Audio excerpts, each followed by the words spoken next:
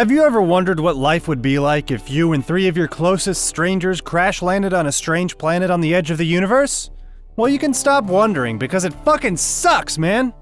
Alright, let me tell you a story.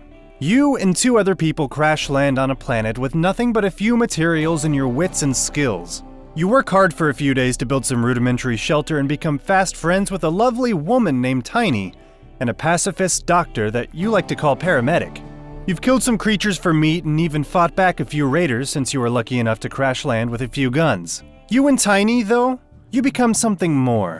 You fall in love, and somehow that offsets the emotional grief of having to slaughter your oldest friend, a poor Yorkshire Terrier, mere days after landing because he had all of his legs and left eye ripped off by a particularly aggressive red fox that called this area his home.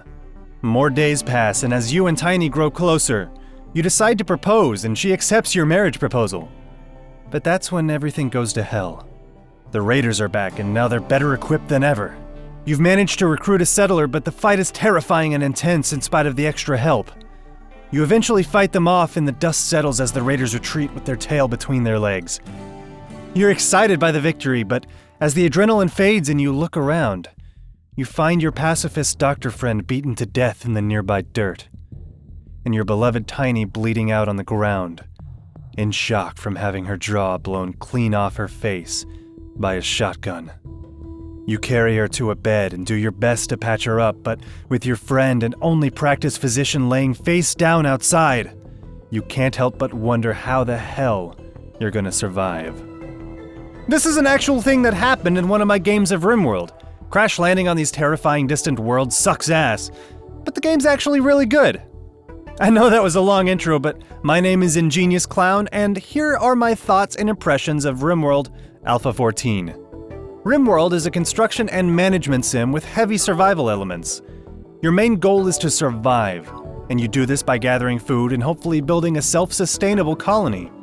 Events in the game are driven by a particularly sadistic storyteller who isn't afraid to make the decision that everyone's a little too happy right now, so here's some fucking raiders.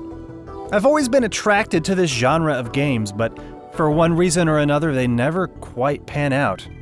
Over the past few years, most of the titles we've seen in this genre have had terrible performance issues or game-breaking AI bugs. Seriously, when you have only a small handful of villagers and 1 or more of them just stop doing anything for no reason, it immediately kills the game for me. However, in Rimworld, I've had 0 issues with the AI for my villagers.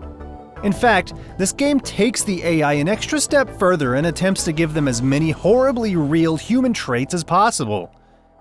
They can be pacifist, drug addicts, prefer heat over cold or vice versa, they can be fat or even chronically depressed. And that's not even all of it. There's more than just these surface-level traits, though. You've also got to manage every villager's mood, or else they'll have a mental breakdown that can cause psychotic wandering, which can and possibly will lead to freezing and starvation as they just wander aimlessly and contemplate how absolutely fucked they are. Or it can cause binge eating, as if your food stores weren't already dangerously low, or even cause violent meltdowns. Pretty much all the mechanics you could want in a game like this are present and working.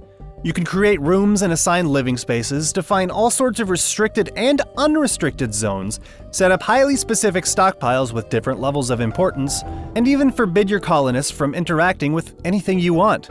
It's all very intuitive and easy and works so much better than in other games that I've played. And it's addicting.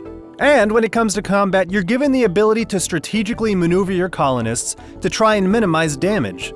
And this is something you'll absolutely want to do. A single colonist's death in one of these firefights has the potential to send your whole colony into a destructive spiral as each of your colonists becomes upset and more prone to have a mental break, which will in turn make survival and getting any work done that much harder. And if all this isn't quite enough for you, the game is also moddable, so you can fill any gaps that you think might need filling in this game, and there's a lot of mods already. Frankly, I've only begun to scratch the surface of this game and I'm already having a great time. With so much to do and with a huge tech tree to explore and countless stories to be told, Rimworld is primed to keep you awake until 4 in the morning wondering where all the time went. If you're like me and have been craving a game like this and haven't already picked it up, I definitely suggest giving it a try. I don't think you'll regret it.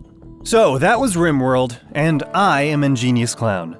If you like this video, please remember to leave a like on your way out, and be sure to check out some of my other videos, such as this review that I did on Necropolis. And if you haven't already, be sure to follow me on Twitter at ingeniousclown, and hit that subscribe button for more awesome gaming content here in the future, and I will see you next time.